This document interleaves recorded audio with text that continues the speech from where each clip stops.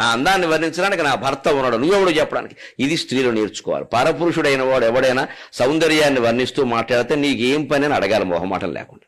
అంతేగాని మీరు కాబట్టి అన్నారండి, మా ఆయన ఎప్పుడు అనలేదు ఇలాగంటే అయిపోయినట్టే. ఇంకా సర్వమంగళ నామాసీత వాడు పొగిడితే నీకు ఆనందంగా ఉందా? పైగా మా ఆయన ఎప్పుడు అనలేదని వాడి దగ్గర కామెంట్ లోకవైపోలా నువ్వు నీ మొగుడు వాడి దగ్గర. ఇక వాడు మన్నాడు వచ్చి మళ్ళీ మొదలెడతాడు. గౌతముడు భార్య అహల్యని ఇంద్రుడు ఇలాగే జరగొట్టాడు. లేనప్పుడు అలా రావడం ఒక క్యాసెట్ వేయడం.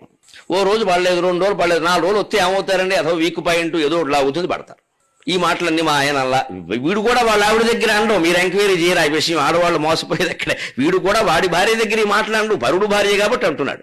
వాళ్ళ ఆవిడని అడిగితే ఏమిటో ఈ మాటలు నా దగ్గర ఎప్పుడు అనలేదండి అంటుంది ఆవిడ. అయిందా? అది తెలియక మనం మైలు పడతాం. అని పాంచాలిలా ఉండాలి పరపురుషుడు మాట్లాడితే. నువ్వెవడురా నా సౌందర్యం వర్ణించడానికి? అచ్చుపోసినట్టుంది అంటును. నీకు ఇప్పుడు శేషపద్యాలు పాడమని చెప్పాను. నీకు నెత్తురు శేషాల పోసుకుని తాగేస్తారని నా మొగుడు దలుచుకుంటే ఏమనుకుంటున్నావు?